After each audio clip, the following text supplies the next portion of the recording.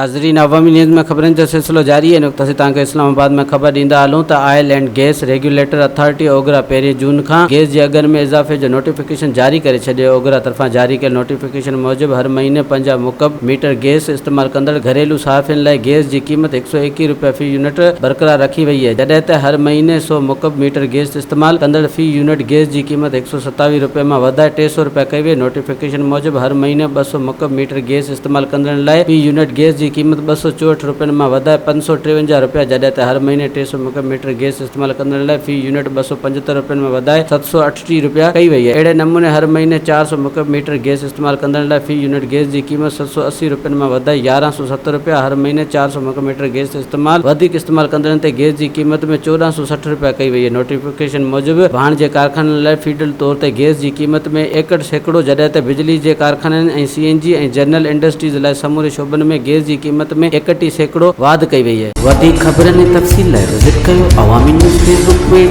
YouTube page ऐं अवामी news website.